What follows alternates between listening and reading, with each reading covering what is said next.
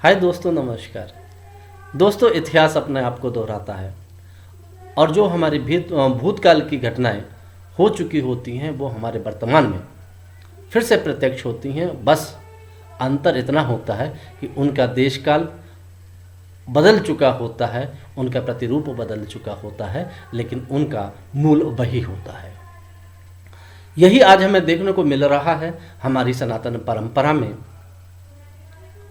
हमारी सनातन परंपरा जितनी समृद्ध थी, आज शायद उतनी ही विपन्न अवस्था में दिखाई दे रही है।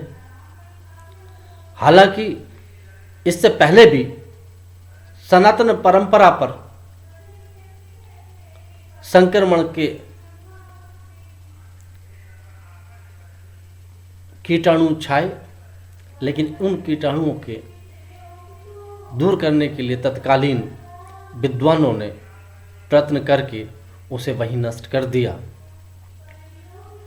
2500 वर्ष पूर्व पहले का एक वर्णन आता है कि सनातन परंपरा को संरक्षित करने के लिए 10 नामी सन्यासियों का एक संप्रदाय बनाया गया, जिसका कार्य केवल सनातन परंपरा को सुरक्षित रखना था और उसे प्रचारित करना था। दोस्तों, सनातन परंपरा के अंतर्गत जब संप्रदाय विकसित हुए तो जो संप्रदाय के अनुयायी थे वो अपने अपने ईष्ट को, अपने अपने देवी देवताओं को बड़ा मानने लगे और दूसरे संप्रदाय के देवी देवताओं को वो लोग छोटा मानने लगे। ये घटना दीर्घ काल तक चली तो हमारे ऋषि मुनियों ने, हमारे समाज सुधारकों ने जन सामान्य में फैलने वाली इस बुराई को दूर करने के लिए धर्म के माध्यम से अपनी बात को कहने का प्रयत्न किया, ताकि जो कम बुद्धि वाले हैं, जो कुछ सामान्य बुद्धि के लोग हैं, वो इस बात को समझ सकें कि हमारी सनातन परंपरा अत्यंत ही समृद्ध और वैभवशाली है। इसमें कोई मतभेद नहीं है। ऐसा ही एक मतभेद हमें देखने को मिलता है शैव संप्रदाय का और वैष्णव संप्रदाय का। शैव संप्रदाय वाले अपने आप के लिए, अपने इष्ट के लिए ज़्यादा बड़ा मानते थे और वैष्णव वाले अपने इष्ट के लिए, अपने देवता के लिए ज़्यादा बड़ा मानते थे। इसी बुराई को देखते हुए तुलसीदास जी ने रामायण कांड में भगवान श्री राम जी के माध्यम से बहुत ही सुंदर पंक्ति कहीं। बात साधारण सी है, बहुत ही सिंपल, बहुत ही सरल भाषा में उन्होंने कहा, लेकिन अर्थ उसका अत्यंत गंभीर था। जिन लोगों ने समझा, जिन लोगों ने जाना इस बात को, वो सनातन परंपरा में, उसके विकास में सहयोग में सहभागी बने।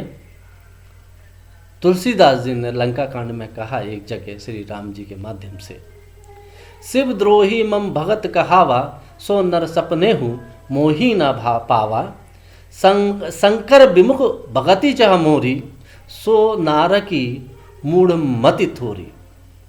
अर्थात दोस्तों, जो शिव से द्रोह रखता है और मेरा भक्त है, वो मुझे सपने में भी नहीं पा सकता, और जो भगवान शंकर से विमुख होकर मेरी भक्ति चाहता है, वो तो निपट अज्ञानी है, मूढ़ है और नरक का गामी है। उनका कहने का मतलब यह था कि जो लोग वैष्णव और शैव संप्रदाय की बातें करते हैं, वो इस तरीके की बातें ना करें, आपस में ना लड़ें, और जो हमारी सनातन परंपरा है उसके शाश्वत प्रभाव में सहयोग करें। और इसका प्रभाव पड़ा, फिर से सनातन परंपरा प्रभावित हुई। कालांतर में इस परंपरा में बाल विवाह है और कुरीतियाँ हैं वो फैलने लगी, तो हमारे समाज सुधारक चाहे विवेकानंद जी रहे हों, चाहे राम मोहन राय रहे हों, बहुत सारे समाज सुधारकों ने अपना योगदान दिया, फिर से सनातन परंपरा को सुदृढ़ किया। आज भी हमें फिर एक ऐसे ही किसी समाज सुधारक की, ऋषि मुनि की, किसी विद्वान की आवश्यकता है जो इस संक्रमण के काल को दूर कर सके। इससे हटकर दोस्तों मैं बताना चाहता हूं आपको कि जिस विज्ञान का आज हम चर्चा करते हैं, जिस विज्ञान के बारे में आज हम पढ़ते हैं, जिसको आज हम विकसित मानते हैं, वो हमारे सनातन परंपरा के माध्यम से प्रतिपादित जो विज्ञान था उससे कितना तुच्छ है, कितना छोटा है। वो पासंग में भी नहीं है। हमारे ऋषि मुनियों ने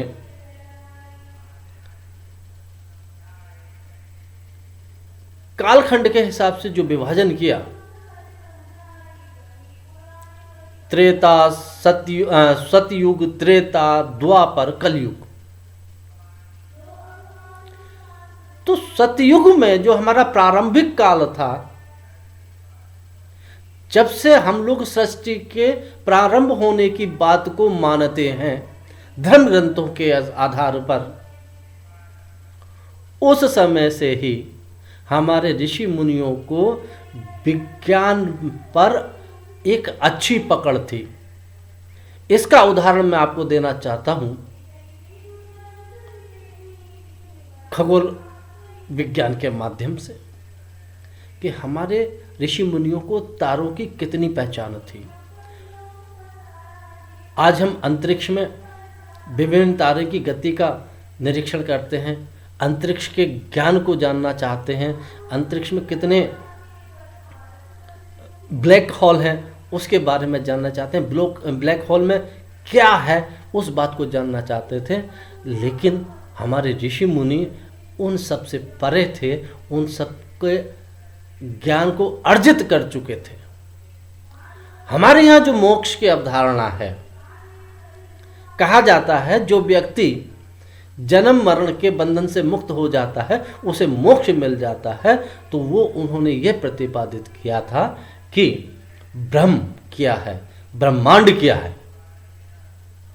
उस वक्त इस रहस्य से पर्दा हटाकर उन्होंने एक नई रचना प्रतिपादित की थी। वो रचना थी मोक्ष की अवधारणा।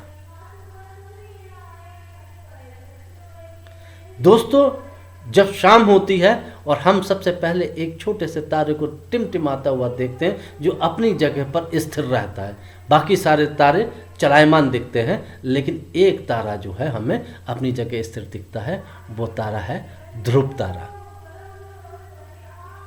ध्रुव तारे की जानकारी देने के लिए हमारे ऋषि मुनियों ने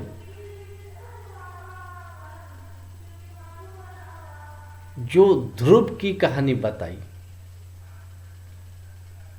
उसका जो धार्मिक मर्म बताया, उस धार्मिक मर्म में, उस कहानी में जो विज्ञान छुपा था उसको बताया। इसी तरीके से हर नक्षत्र के पीछे, हर तारे के पीछे कोई ना कोई एक कहानी, कोई ना एक धार्मिक पुराण, कुछ ना कुछ उन्होंने बताया हमें, ताकि हम उसका अध्ययन करें और उसका अध्ययन करने के बाद में, उस कहानी का अध्ययन करने के बाद में, उस पुराण का अध्ययन करने के बाद में हम उस विज्ञान को जान सकें जो हमारे ऋषि मुनि हमें बताना चाहते थे। ध्रुव तारे के बाद में एक तारा है जो बीच में आपको लटका हुआ सा महसूस होता है, ना नीचे लगता है ना ऊपर लगता है। उसके बारे में कहा गया है कि एक राजा थे, उन्होंने सदैव स्वर्ग जाने की प्रार्थना की। तो उन्होंने अपने गुरु से प्रार्थना की कि आप मुझे जो है सदैव स्वर्ग भेजें। तो उनके गुरु ने अपने तपोबल के माध्यम से उस राजा को सदैव स्वर्ग भेजा। क्योंकि देवी देवताओं के अलावा और कोई भी स्वर्ग में सदैव नहीं जा सकता था, इसलिए देवी देवताओं ने उस राजा को स्वर्ग से नीचे भेज दिया। इधर नीचे से जो उस राजा के गुरु थे, जो ऋषि थे, उनका तपोबल इतना प्रभावशाली था कि उस राजा को नीचे नहीं आने दिया। तो उस तारे का नाम दिया उन्होंने त्रिशंकु। और उस त्रिशंकु के जो तारा था बीच में लटका हुआ जो दिखाई दिया, उस तारे के पीछे ये कहानी उन्होंने प्रतिपादित की, उसको धर्म से जोड़ा। उसके बाद में दोस्तों आपको रात में एक के बाद एक, एक के बाद एक लाइन में चलते हुए आपको 7 तारे दिखाई देंगे। वो 7 तारों की उन्होंने कहानी हम लोगों को जो बताई, वो सप्त ऋषियों की कहानी बताई। जैसा कि मैं अपने पहले एक वीडियो में आपको बता चुका हूं कि विज्ञान प्रमाण देता है, विज्ञान हमारे बाह्य जगत को सुंदर बनाता है, प्रमाणित करता है, उसी तरीके से धर्म हमारे आंतरिक मन को प्रमाणित करता है और स्वस्थ करता है। उसका यही कारण है कि धर्म के मार्ग पर चलकर अपने आप को स्थिर रखकर जो हमारे ऋषि मुनियों ने ज्ञान दिया, विज्ञान दिया, उसकी हमें जानकारी प्राप्त हो सके। हालांकि दोस्तों अपने सनातन धर्म वाले वीडियो से पहले मैं ये चाहता था कि जो सनातन धर्म की, सनातन परंपरा की प्रक्रिया है, कार्यक्रम है, प्रयोजन है, वो सब किसी न किसी तर्क के साथ, किसी न किसी आयाम के साथ, किसी न किसी विज्ञान के साथ जुड़े हैं। उन सब पे चर्चा करना चाहता था। लेकिन आजकल जो सनातन धर्म को लेकर एक गहमा गहमी चल रही है, एक बड़ी तीखी बहस चल रही है, उससे थोड़ा मैं व्यथित हो गया था। इसलिए मैंने ये सनातन परंपरा पर आपके साथ में चर्चा की। अब मैं सनातन धर्म के अंतर्गत जो होने वाले धार्मिक कार्य हैं या सामाजिक कार्य हैं, उनमें क्या क्या वैज्ञानिक प्रभाव है और वो किस तरीके से हम जन सामान्य के जनजीवन को प्रभावित करते हैं, उसका मैं वर्णन करूंगा, आपसे बातचीत करूंगा अपने अगले वीडियो में। तब तक के लिए नमस्कार, धन्यवाद।